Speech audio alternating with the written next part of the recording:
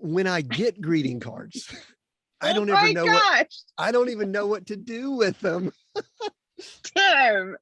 Well, I okay. I I'm gonna give love you a them. pass because you are a male and you are definitely not my target audience.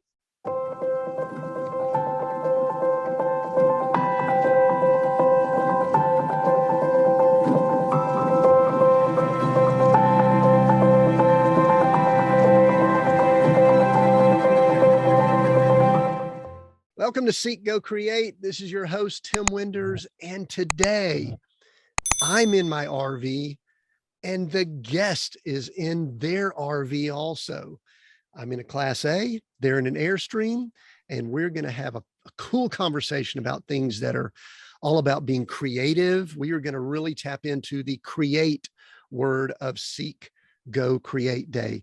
Seek Go Create today on the podcast and on the episode. So glad you're here. We'll get to that in just a moment. I want to remind everyone that your host has created something. I've created a novel, and you can get all the info on that. You just go to timwinders.com/book, timwinders.com/book. You can learn all about it. Depending on when you're listening in or watching this, you may be able to go ahead and order it, go ahead and get the book, or it might be right before release. You might be able to get a chapter or do something like that. So go check it out. Look forward to hearing back from you. All right. So here's the cool thing about the guest today. I typically, especially in the world we're in, do not get to meet a lot of the people that I interview. I mean, I'm interviewing people that have written books and things like that. But this guest, I met them out in the world RVing. And we might get into that story in just a moment. And so we were in the same RV park, the RV resort, and we met, we got to talking. And then later I said, I have got to have her on Seek Go Create. So I've got Kate Smith here today, and I'm just going to read one little blurb and we're just going to get started. She finds the good, the funny, and the happy in everything. She makes art about it, and she puts that art on some greeting cards, stationery, and gift products. She does a lot more stuff too. But Kate, great to see you again. You too. Oh my gosh, I'm so honored to be on the podcast. So thank you so much for having me. I appreciate it. Yeah, we'll get to in just a moment. We're going to give some people some background about how we connected and things like that. But first question right out of the gate. And, I guess we can meet each other in an RV park or somewhere else, but we bump into each other and someone says, what do you do? What do you tell people? I tell people I am in the business of making humans smile with folded pieces of paper. Yeah. And then does someone say, wait, holding a piece of paper, what's up with that? Give me a little bit more. Yeah, there's a lot of questions, of course. There's many ways that, yes, I make greeting cards for a living. So the more businessy explanation of what I do is we do art licensing. We have our own art licensing business, and we focus primarily on greeting cards.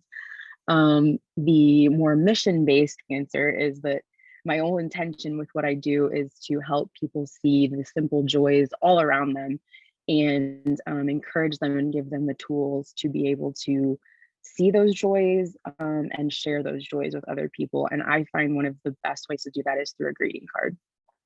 All right. So I'm gonna be a little bit controversial right out of the gate here, if that's okay. Are you not a greeting card sender, Tim? Oh my gosh. It's even worse than that, Kate. It's even worse. This is like true confession time. Yeah, let's hear it all. When I get greeting cards, I Oh don't my ever know gosh, I don't even know what to do with them. Tim. Well, I okay. I I'm gonna love give you a them. pass because you are a male and you are definitely not my target audience. Probably Glory is the one buying cards for both of you to send primarily if she is a card sender as well. But trust me, I have a lot of people in my family like that. My brother, he puts post-it notes on the inside of them so that somebody can reuse them. Like, so he doesn't have to buy another one, like, I'm like, So I get it. recycle greeting cards. Now here's but again, I want to say this. We are currently what part of the world are you in?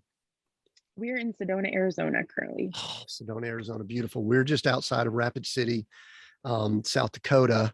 And in a little while, we'll talk about how we connected and got together with you and Ryan and all of that. But so I went bopping in Target the other day, and the first thing I did was I made a beeline to the greeting card section, and I'm looking for the Kate Smith collection, and they didn't have it at the little Target here. I was very disappointed, but you're in a lot of Targets though, right? Yeah, so there won't always be a collection in there. Some of those they're in there for specific periods of time. The last one we just had was for St. Patrick's Day, so that came out March 17th. But we work with American Greetings and recycled paper greetings. So unfortunately, it's really hard to tell people how to find my cards in the wild because I would have to go, Tim, why don't you go turn over every card in the aisle and buy mine? So yeah, we're in a lot of major stores, Walmarts and Targets and CVS's and grocery stores, and it's just hard to direct you there when I don't have like an actual collection in the works. And currently we don't have that, but we will soon. Yeah, we were somewhere, and I remember Glory even wanted me to take a picture in front of your end cap. I mean, you get like some pretty heavy duty, beautiful end caps. It probably was around that St. Patrick's Day She time. And did, yeah. I took a picture of her, and we were like going, we know her, we know her, we know Kate and all that. So It was anyway, awesome. Yeah, that makes very, my day. very cool there. So how does one, all right, I'm gonna hone in on the greeting card thing for just a Mhm. second, and then we're gonna kind of bounce around a little bit. How does one get started in a business like that? I mean, it's just, I don't think you, years ago say, I'm going to write greeting. Maybe you did. I don't know. I'm going to do greeting cards for a living at some point. How do you get started? Um, yeah, you're right. There's not exactly a book out there called How to Start a Greeting Card Business for Dummies because I've looked for it when I first started, so I can assure you there's not. Um, the way that I came into it was I had an idea. I had my first greeting card line was called From Frank, and it was a dog about my or a greeting card line about my dog, and he was on a mission to make humans smile. And since he couldn't go more than a block from his house, the greeting cards were how he did it. And so we had this idea in my sketchbook, and I worked in advertising at the moment. And my boss, who is a really dear friend and supporter of me, one day I had shared with him my ideas, and he came to me and said, Kate, like, that's a really good idea, and you should do it. Um, and that permission and that belief was kind of all I needed. And so I thought, okay, what is the easiest, like the lowest hanging fruit, to get this into the market? And I thought, oh, folded pieces of paper, that sounds relatively simple. So I just started writing greeting cards. Like, they were not that great in the beginning. It took a lot of practice and a lot of like looking at what I liked and didn't like. And so we came up with a collection of 50 cards and launched them at the National Stationery Show in New York in 2011, 11 or 12. And from there, it just took off very quickly. Target and Recycled Paper Greetings found us at that show. And within like another 13 months, we had a collection in Target, which was wild. Coming from that early of a stage to kind of a dream position. But that's how we started in greeting cards. And I realized that like it probably wasn't an accident that I fell into that because my family is we're very much writers and greeting card senders. And I grew up with at my breakfast table in the morning, I would have a bowl of cereal set for me, and I would have maybe like 2 or 3 thank you cards that my mom needed me to write. And she would, coach me from like the kitchen stove while she was cooking breakfast, like, you should say this, and like, don't do this, and like, you should say this. And so it became apparent to me that it's not an accident that I value these little pieces of paper that I save in shoe boxes for so many years. So long story short, we just did it. Interesting. Yeah. So we're 10 plus years into that now. And were you like it when you were younger? Were you an artist? Were you like, what were you? I mean, I've looked at your stuff. I almost wish I could share the screen here. Maybe I'll try to do that here in just a second. But I mean, a lot of it is very art. I don't want to say art heavy, but it's also just kind of like the message is very important to it. So were you an artist, drawer, words? What was big for you when you were growing up? Yeah, I was always creating. and always kind of using, like, I used to make flower crowns for my dogs to wear. You know, like I would have my Christmas present production line like started in like October. Um, I always did like accelerated art classes, and my mom was a big supporter of my art. So I submitted like coloring contests at her work, and um, she would even actually tell me that I won when I didn't. So like my confidence was really strong. I was like, I am crushing those State Farm coloring contests. And you know, the cool thing is that sometimes that's all you need just to kind I of keep know. going. Yeah. And you know, if is it delusional? Is it super Yeah. confidence? I don't know, but it's working, right? I'm not even mad about it. I was like, thank you for that. That's fantastic, because sometimes you're so delicate at those like early stages. And like, I don't even mind that I didn't, you know, the like little paint set that she brought me for my trophy, you know, was like enough. And um, yeah, so I had really supportive parents. They let me color all over my walls and paint murals on my ceilings, and dye my hair whatever color I wanted, pierce a lot of things. They were letting me kind of explore. So that was really cool. So you were open to, so well, that's cool. And so you got into the business. I want to talk, I mean, one of the things you kind of know we do here, I like to talk about business and stuff and the Hmm. creative process. And in a little while, we're going to talk about living in an RV. That's probably why a lot of people want to listen in now. They're going, oh my gosh, it's two people that live in an RV. But I think maybe I'm the only guy. But I remember when we started talking and all that, in my mind, it was an extremely narrow thought of, huh, this is going back to my confession about greeting cards. In the world we're in today, so hyper digital, hyper online, all of that, people are still out there sending notes, two pieces, you know, a piece of folded paper and all of that. Tell me about the industry of greeting cards, because when I went to Target this last week, I was looking around for you and I'm going, you know what? There's been 2 or 3 aisles of greeting cards in stores forever. Hmm. And it Yeah. hasn't like, and they would get rid of it if they weren't selling, right? Yeah. Yeah. Um, I mean, it's definitely the paper industry, and you're right, like technology and things are definitely a competitor to that, just that format and period.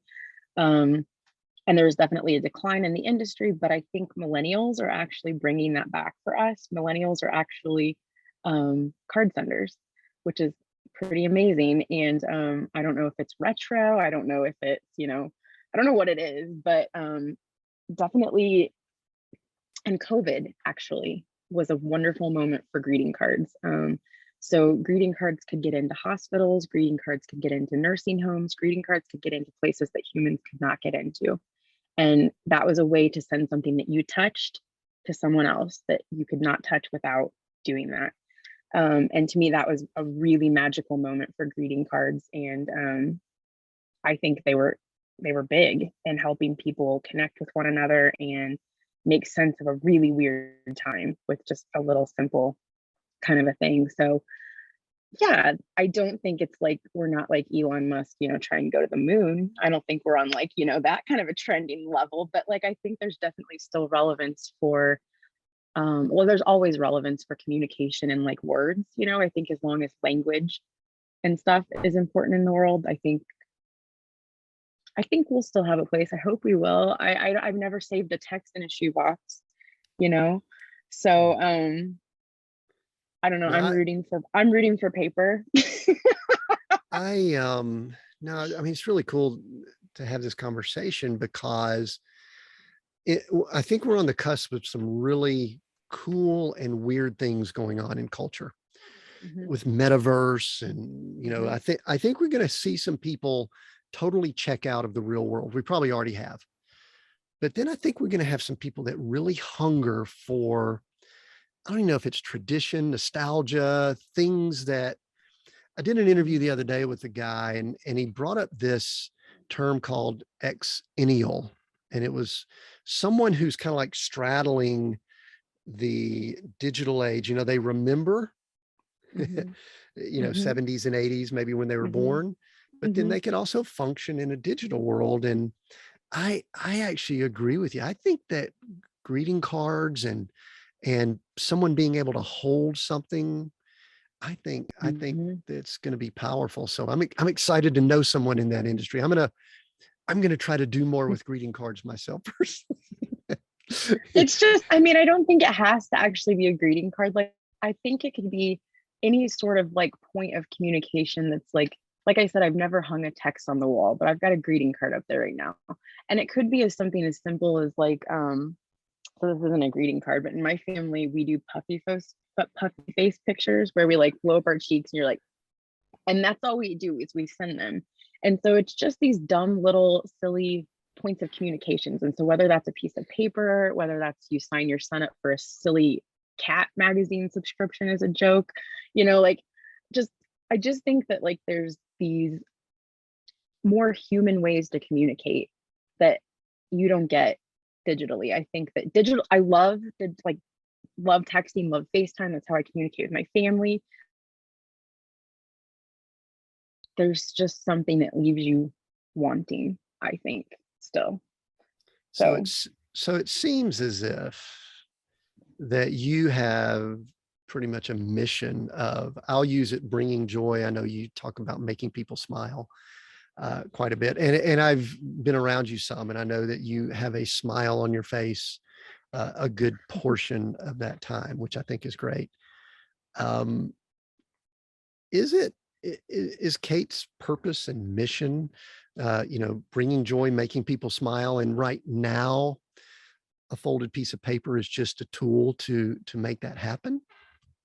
yeah, I think so. I think there was a time I've always been like a person that has needed to know my purpose or at least trying to find it in life. Like from a very early age, I've had vision boards and like, wondered what I was meant to do and why was I put on this earth and like what is the best song I can sing with the talents I've been given.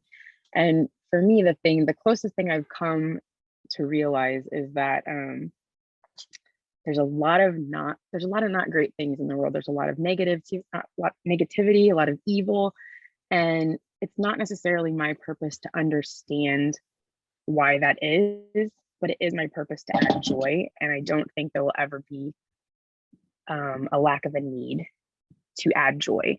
And so I don't necessarily need to understand the way the world works because I can't even, start to fathom all of those things.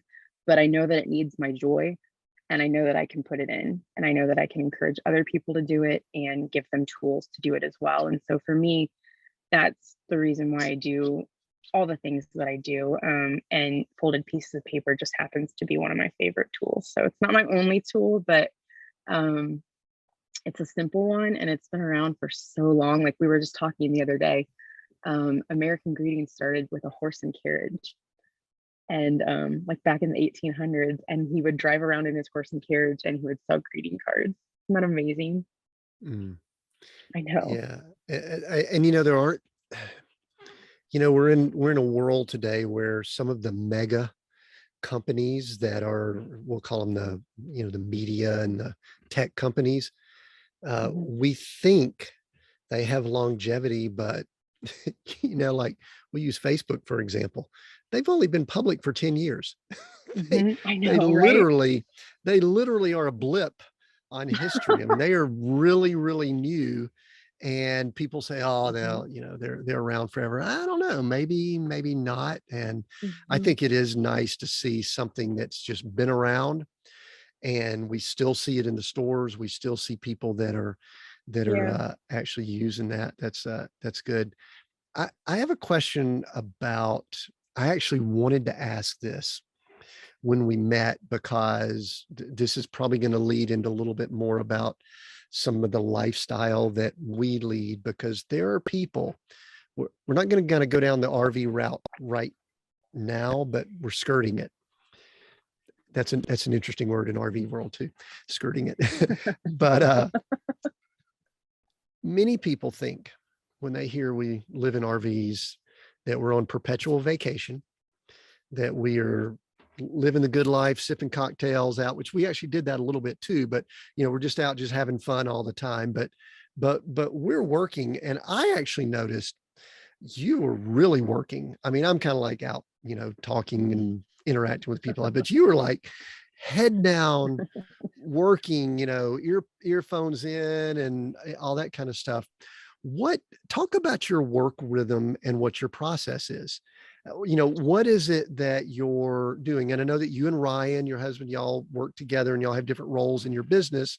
I believe Mhm. that you may be more the creative, but what's your work rhythms and how do you get that done when you're just kind of nomading? Yeah, it can be challenging, especially for someone who admittedly is routine oriented, which is so weird to say that I am and like also live in this lifestyle. It's very like a lot of parts of my personality are like very juxtaposed to one another, and I don't know if that's good or bad. But yeah, so I prefer to stay places a little longer as far as our travel rhythm.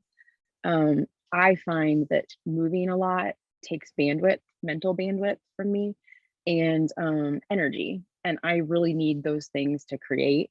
It takes a lot of my mental energy to sit down and be creative on a dime or to get into a flow state. And so, and I also like to stay longer, just to get the vibe. I feel like I get a better vibe of the community in the city too. So we stay places a little longer. I have started loving to work not in the RV. Um, that's another thing. And I do have like this like desk. Actually, Ryan's back there right now. It like pops up on our beds. And so like I definitely can work in the RV if I need to. And we have a stand-up desk and it's like all set up for me.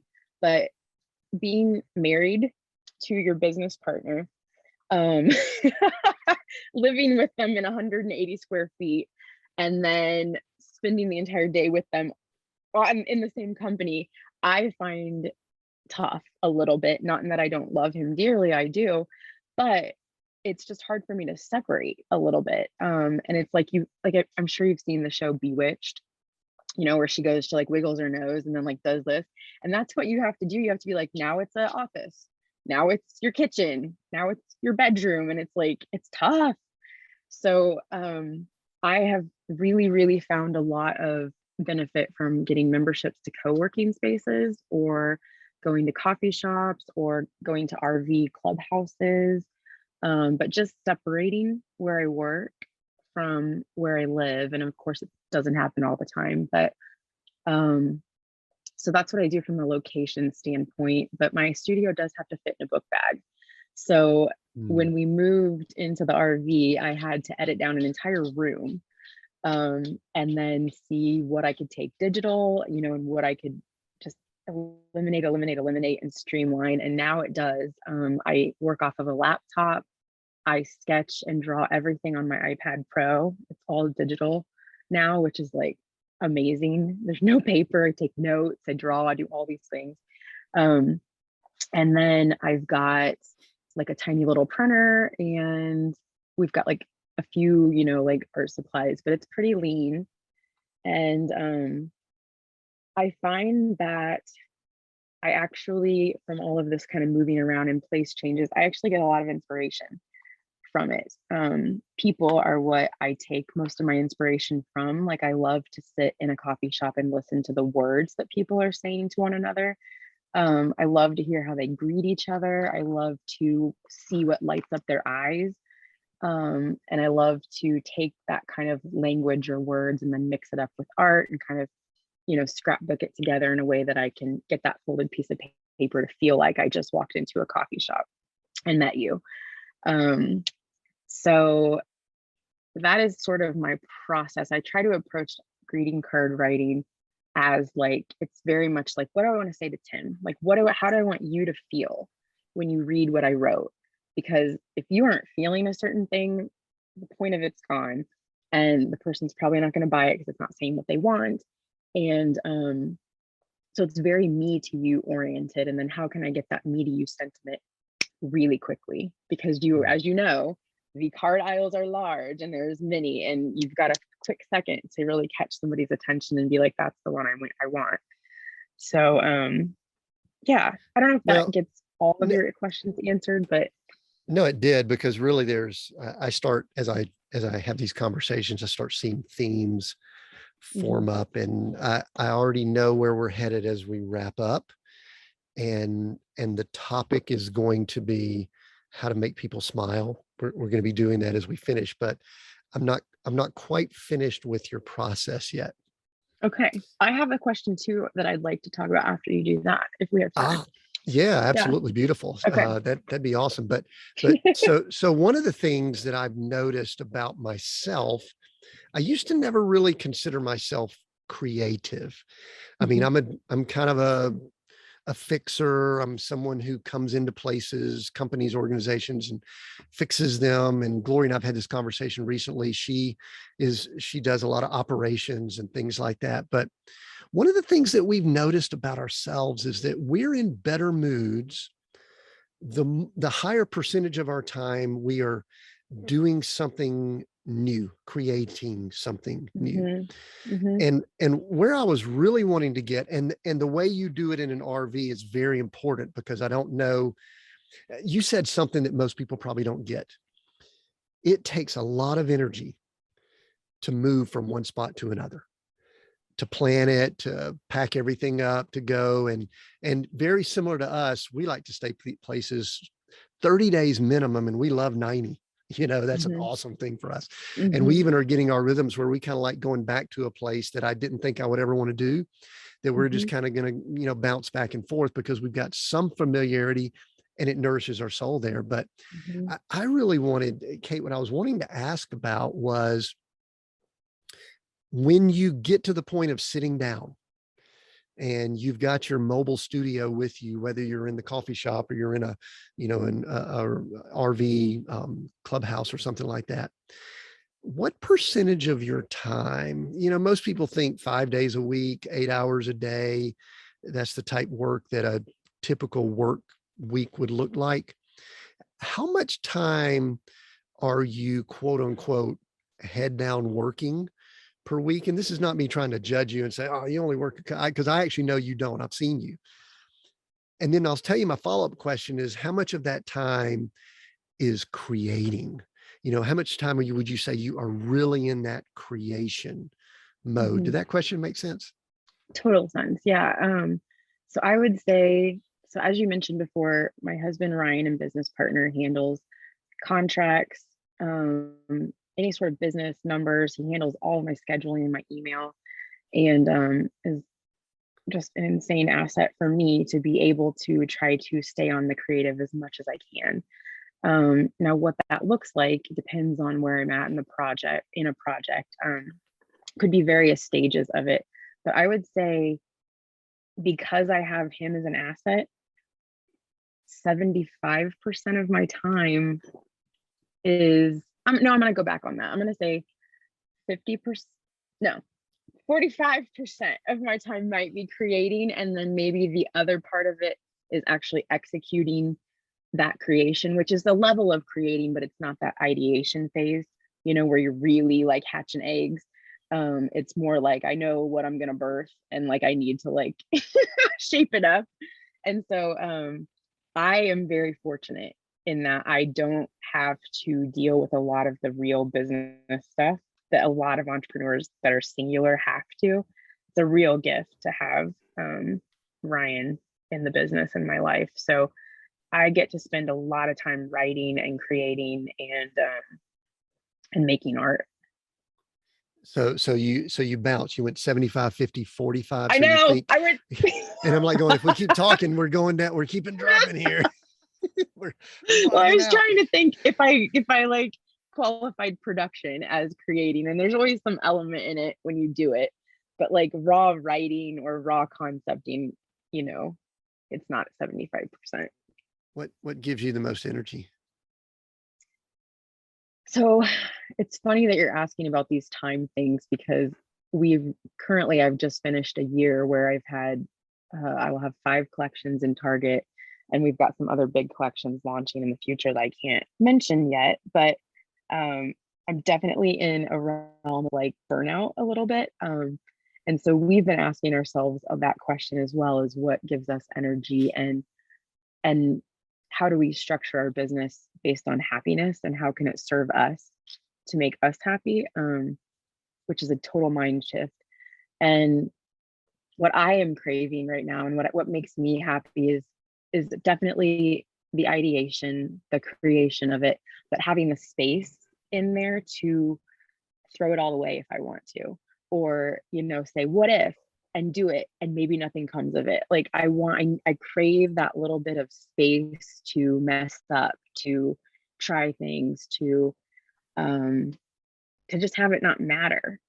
And then from that, be able to pull and polish the gold of what then, will actually go to market. But that's what gives me energy, is to be able to say, what if, and then try that. Yeah. Is it deadlines that zap that energy? Yeah. Yeah. Yeah, it is. Which are, it's part of being in a business. You have partners and you have projects, and it's And holidays that come the same time every year. It's kind of like, yeah, you can't roll out of bed in July and say, I've got a great idea for St. Patrick's Day. yeah, uh, right. so timing is critical there, right? Yeah, it is. And I mean, there's champagne problems, right? These are problems that we celebrate, not problems that we don't want. But I think you just have to be protective of how much, you put on your plate and what you put on your plate, because if you just you have to leave space for the possibilities. Otherwise, I think the magic of what people have come to you for in the beginning goes away. And so I'm trying to be really careful of that. I'm trying to be careful of, like, I've attracted partners and people because of, a magic that I have. And I have to be able to create that. And that takes some space. And so currently we're working on that. So Kate, you literally gave the tagline for what we do here at Seek Co-Create. It's basically redefining what success is. Hmm. And I think so many people would say, oh, you're doing this, you've got cards, you're living in your RV, you're traveling, all this kind of stuff. Life is great, but yet we Hmm. have to take the time to say, let's think about what this looks like, what gives me joy, what gives me energy, what, Hmm. where is my superpower best used, as opposed to when it becomes kryptonite. So that's exciting. What are you thinking it might look like? You getting some You glimpses know, that you can share with us at all? yeah, it's actually, actually I'm scheduled for the rest of the afternoon to go and, like, journal and sort of meditate on that. But I've been having a lot of conversations. I work with a counselor. I'm a big fan of talk therapy. So I um work with one, and we've been talking a lot lately about just, like, um apparently historically the average work week for a human was 20 hours. And then of course the factory came in and made the 40-hour work week. But what if he kind of does this stuff with me where he's like, what do you want to work every day? How many hours do you want to work? Just like from your deepest knowing self. And what would make you happy to be able to get done in a day? And, like, how do you structure your business so that it can make you happy? And to me, that's such a weird thing to ask, and it's a little terrifying, because you have some worries about, like, if I go against the grain of what I'm supposed to do or what a business is supposed to look like, will it then be successful still? And his argument is yes, because you've done that. But it's still pretty terrifying to, like, go, ooh, I don't know. It's a little scary, but I'm looking at how I spend my day, what projects I'm working on, how much I'm working, making sure that I can get that time in there, that space in there. And then also, like, growth has been an interesting thing for us too, because I think when you have a small business, you're conditioned to think that you just grow. You just grow, and growth is always good. And I don't think it always is. I think that you need to look at what's going to make you happy and why. Why do you want to grow? What's the goal of that? And so we're just taking some really hard looks at how we spend our days, what, fills us up, what would we do if nobody paid us? Um, and and kind of trying to like leave the constructs of what a business should be, what an art licensing model should be, what an average work week should be, kind of trying to like leave them on the floor and act like they weren't there and then see where that goes. And I'm terrified and excited for what we do with it. So there's a lot of things I dig about this conversation, but that last little riff that you had is like where I'm like super excited, because that's the kind of stuff that I really dig, because I think that's really pressing into what are we really created for? What's our real purpose? Because many times some of the other things we do, even leading the lifestyles that we both lead, we think we're really cutting edge and doing things differently, but we're just doing it the same way everybody else is doing it. We're just doing it while we're in an RV traveling, 8 hours a day, 5 days a week. And, I've had businesses that were, people would love to have them, large businesses with memberships and coaching and things like that. And there was a lot going on there, and it fed my ego some, but you know what, Kate? Yeah. I've got more money in my pocket and more free time right now. Mm-hmm. And I just work with a handful of people. Mm-hmm. I know. I agree with you. And it was funny. I was learning about, there's apparently a guy who coaches on how to do this, like the happiness, like how to create a business. I don't know if you know, I think it's Patty something. I don't know. I'll have to look up his name, but essentially that's what he said. He was a dentist, and he, cut all of his C clients, the people that didn't take care of their teeth and didn't pay their bills, just cut them out. And his B clients, he said, will you pay your bills? Will you take care of your teeth? And his A clients, he gave referral cards with gold embossing and said, can you please hand 2 of these out a year? And then stopped taking walk-ins, stopped taking phone calls, only brought on new clients from those A-level people, made more money, had more time. And like, to me, I think you're right. I think when you follow your purpose and what makes you happy, and when you make decisions from like a joy-based center, I think you can't go wrong. Like, I always think you're a really good bet. It's scary. If I'm being honest, like we're human. Well, the factors that make it tough are, instead of us really digging on what brings us joy, we look over the landscape or on social media now or whatever, and we go, what are other people doing? That's what I'm supposed to do too. Or this is where we define success weird. It's like, oh, look, they're successful. They're probably only seeing the best of their lives. They're successful. I should do that. I think that's one factor. Right. And then the other thing that really messes it up is money. Yeah. Right. Yep. Because I know. it's kind of like, how much do you need, really? Like, what?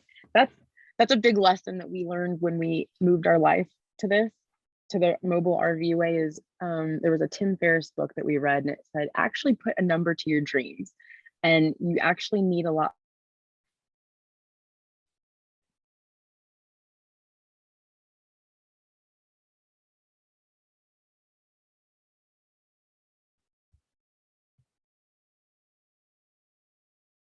We think.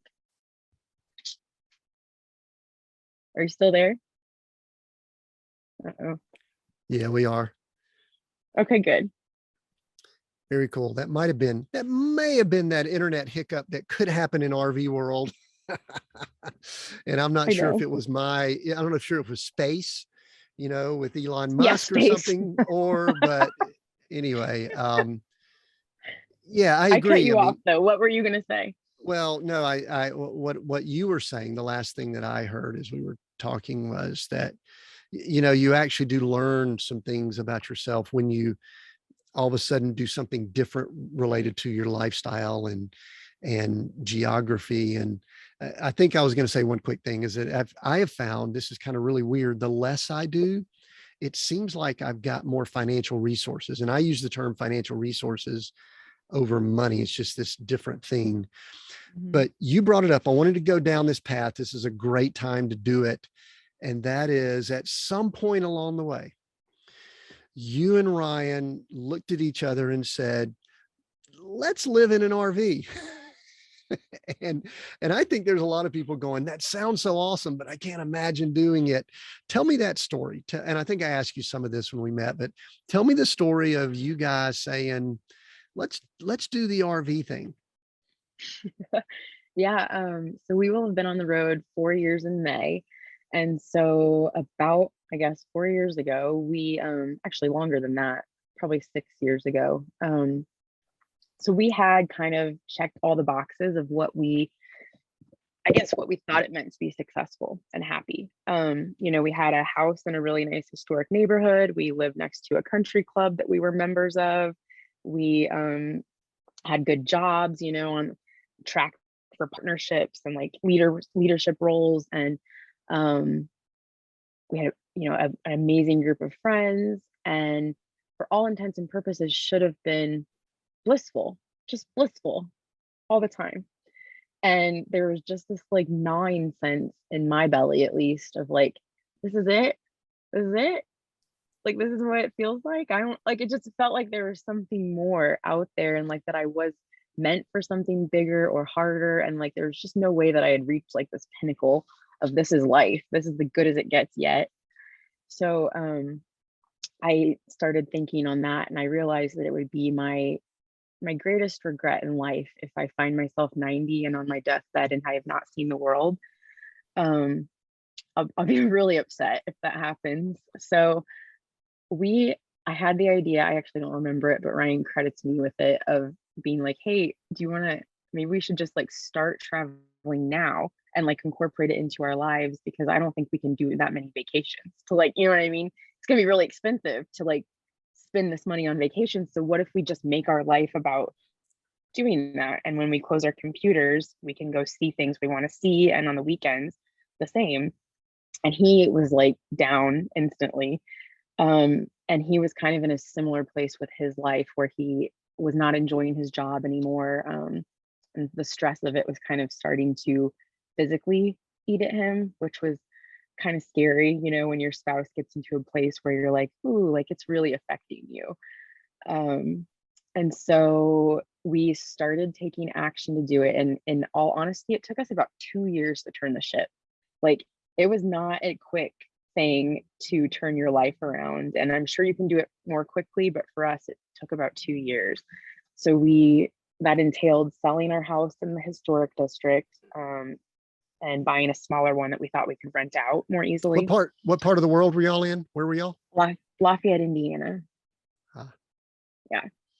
And so we sold, we probably had like 7 garage sales, but eventually sold like 99% of the things that we owned. And you kind of have to do it in phases, because it's like you get to these boxes where you're like, this is my childhood art. You're like, I'm not ready today. But in a month, you're like, yep, bye. all that art, you won so many awards.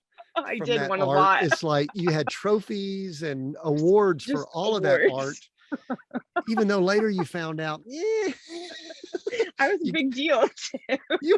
That was a big deal. I need to hold on to this. It could be worth a lot of money someday. Oh my gosh. Yes. And so we got into the smaller place, remodeled it, continued to sell our stuff, and then finally looked at each other and we're like, okay, how do we make this happen in 6 months? And so my business that I mentioned, I was doing the greeting card line from Frank, and it had kind of peaked.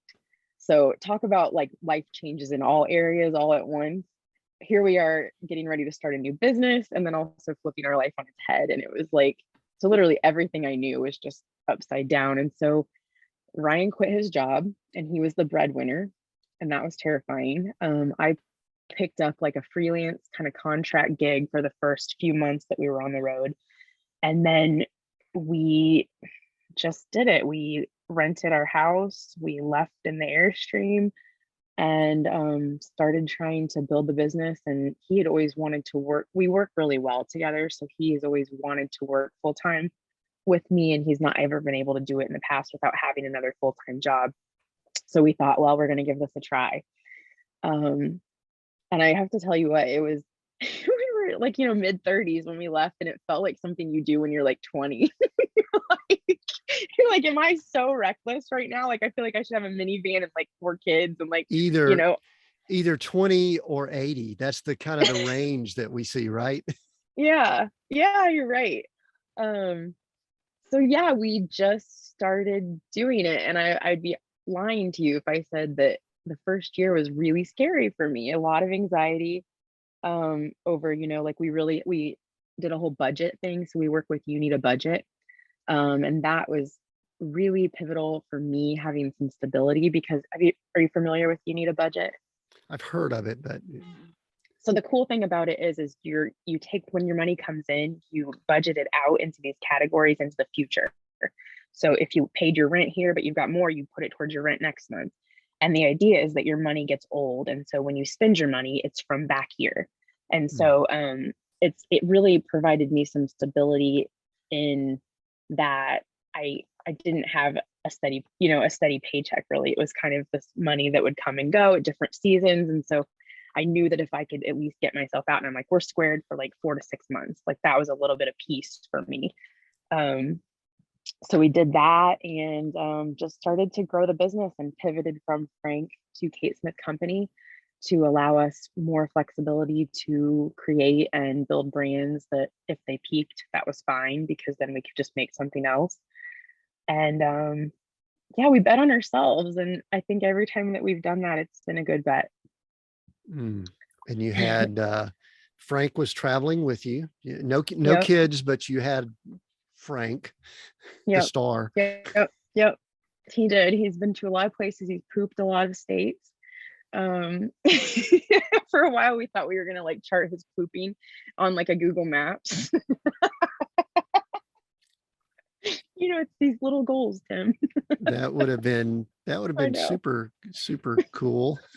I I can think. tell you're on the fence about that one. And one of the things that I know Frank is keen on digestive issues, we'll call it farting, and y'all don't shy away from that. And not too long ago I interviewed the guy Joel Comm that developed the iFart app. So we could be developing a theme here at Seek Go Create.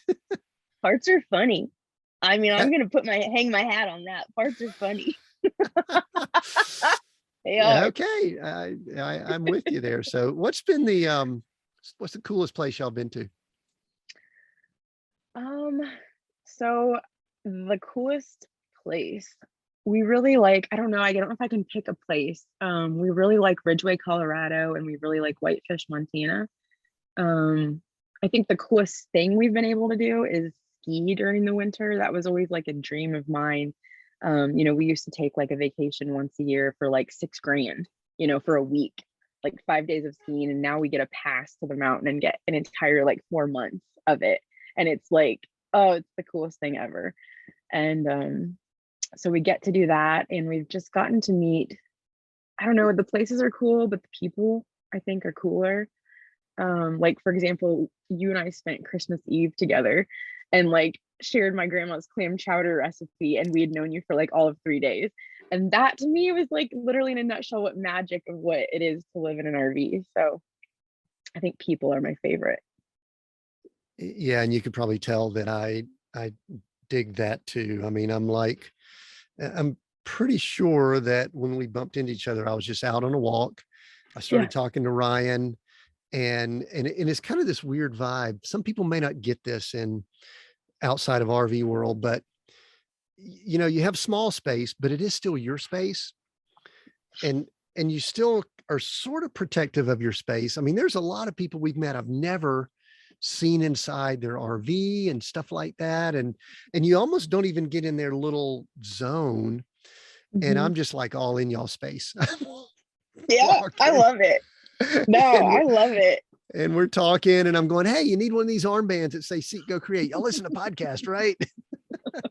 No, you totally subscribe to my theory of like, so when little kids are small and they're on a playground and they're like, hey Tim, do you want to play?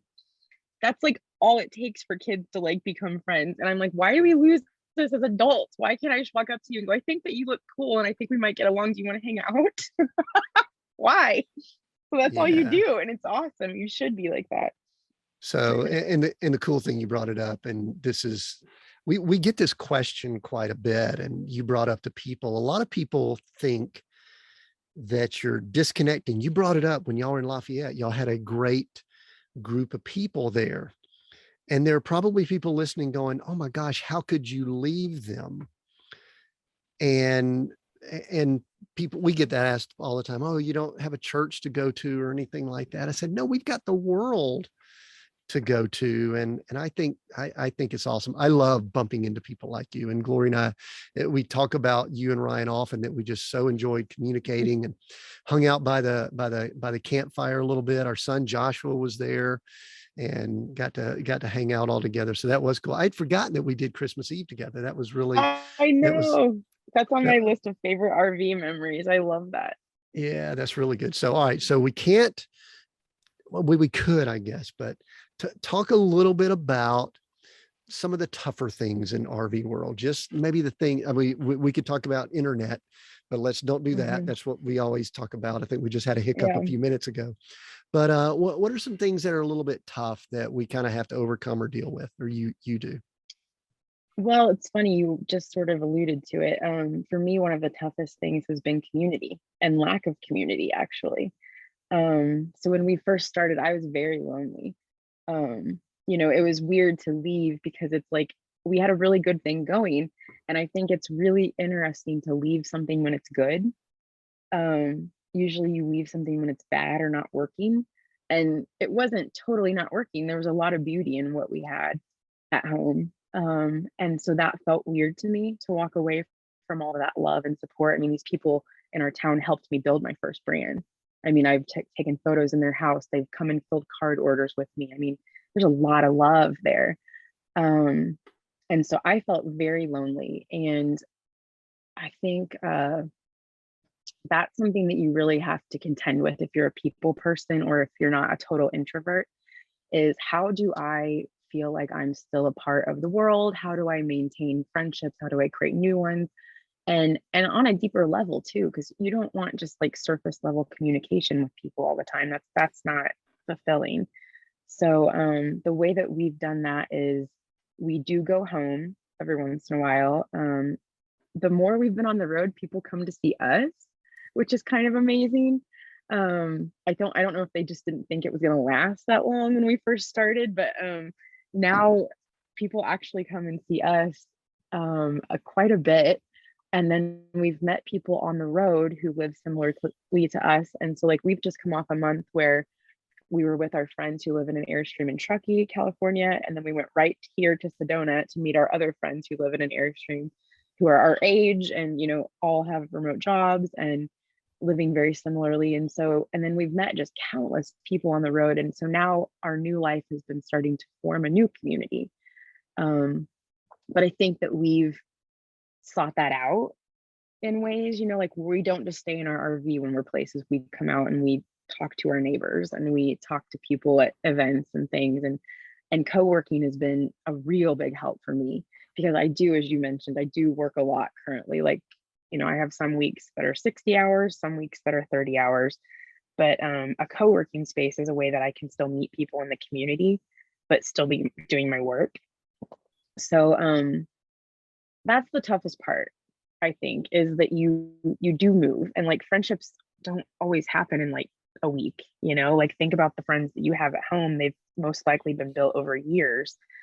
And so I think that there's an initial curve of building like your on-road, your kind of new family that's in your, that you go see or that might be in different places in the world, and then also keep you in touch with the people that mean the most to you that are currently in your life.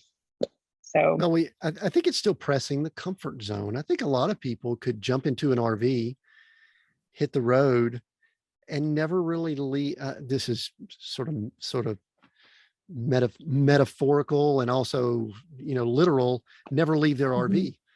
mhm. And then, I mean, I actually saw someone yesterday, and this sounds a little bit critical, but they pulled in here where we are. The first thing they did was stretch a long cable out to the little field right behind them and hook up the dish so that they could watch all the TV and all that. I bet y'all don't watch much I TV, do you? know. No, that makes Do you me even have cringe it? when I see that too. We do. We have streaming. We have streaming services. So like, we watch like some shows in the evening, but we definitely it's kind of like a 8 to 10 situation. Yeah. Um, but Yeah, yeah, I do we cringe. rarely do too, but I mean, the people, you've seen them, right? That Yes, they're watching that yes, TV the whole time. And anyway, so I I know. agree with you that community is the challenge, but I kind of like you just said, to me, that's the opportunity also. I mean, Yeah, what are the chances? What are the odds that Glory, myself, you and Ryan, JK would have ever met in this life? right. I don't think we would. Why would we? Yeah. Yeah, because we were in, Virgin, Utah, y'all were there, and all, it was very cool. All right, community is very important. And you've got this community that we're going to put links to so people can get to it. It's called is it Make People Smile Club? Yeah, the Making Humans Smile Club is our group of, I guess, friends, like-minded friends. So people that think that, they want to wake up in the morning and add a little more good to the world. These are my people. And so it's a club that we have on our website where you can get digital downloads of tools that I create for you for free to be able to just be like, ooh, Glory's having a bad day. Let me pop onto Kate's download page and do something fun for her. And then we give you like a heads up on sales and like all the news first. And we really just want to build a community of people who want to do tiny little things every day for someone else. Maybe just one tiny little thing, just smile at someone kindly. That's enough. And I think it's just our way of kind of building this a ripple effect, hopefully.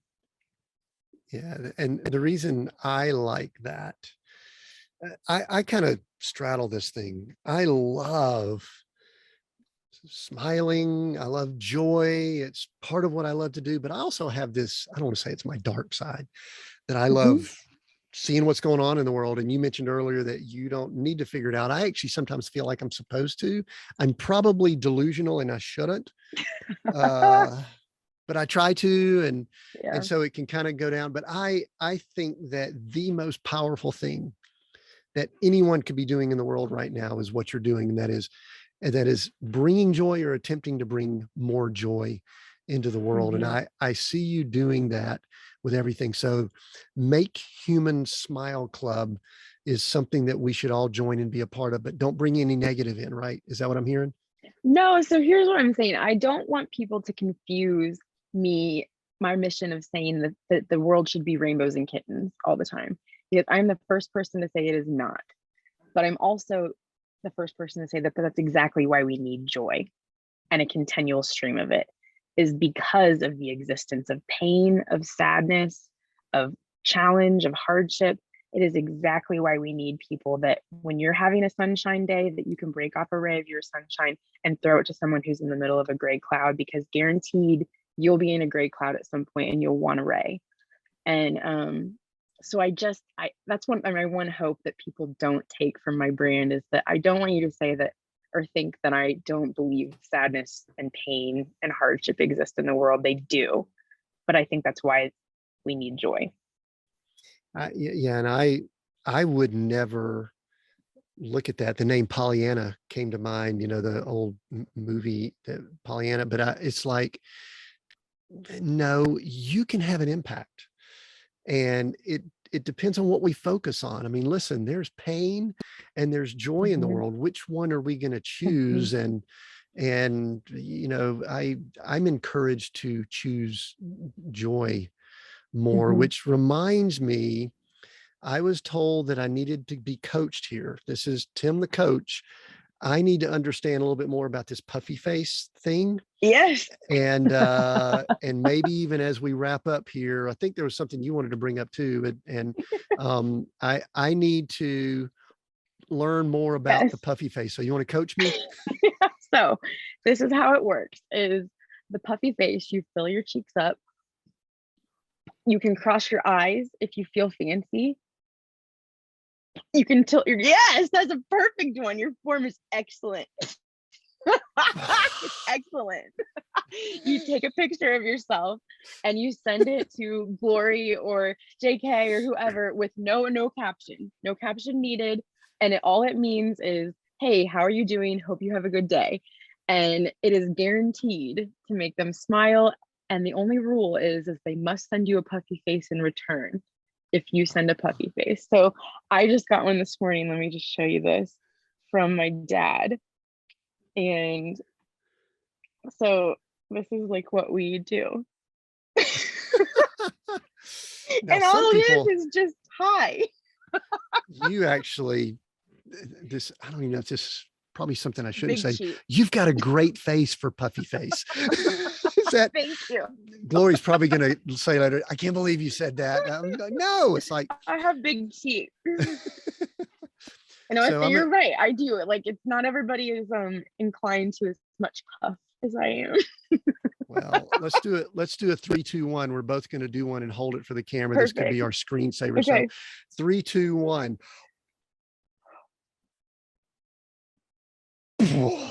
I have to be careful because I could pass out because I'm holding my breath. Making my day. Do you breathe through it? I mean, you breathe through the nose. Or you I just don't like hold breathe. No, you hold you'll your get breath? better at it. All right. Well, I'm Don't glad pass that we out anybody. stayed serious during this conversation. Kate, is Oh there my anything that gosh. I should have asked you that I didn't? Oh gosh. I don't think so. I think like if there's, anything I'm trying to leave with people is like I hope that like if you have a business and you're doing something that you don't feel like you have a game plan for, you don't have a point of reference, or you don't like just do it anyways. And is the biggest way that I quiet my anxiety and my fear is just through action and not thinking about it anymore, and bet on yourself, and like don't be scared to, like, I think taking bets on yourself begets bigger things. And so just bet on yourself and do some scary things. Like, we're only here for a little bit of time, and you might as well write a story that's kind of worth reading. I love that. That is a great way for us to wrap up here. Where can people find you? Give them, we're going to put it all in the links and everything, but go ahead and give it to them so people can connect with you. So we're at katesmithcompany.com, and that's where you can sign up for the Making Humans Smile Club. And then we spend a lot of time on Instagram at Kate Smith Company. Yeah, I think that's where I first saw the puffy face on Instagram. So. Yeah. Anyway, you should send me one, Tim. I'll text it back to you all the time. That's what I should probably do, a puffy face promotion for the book. Don't you think that would really help out? So I think your cover should have been a puffy face. That would have been, I should have consulted with you because you're the design creative.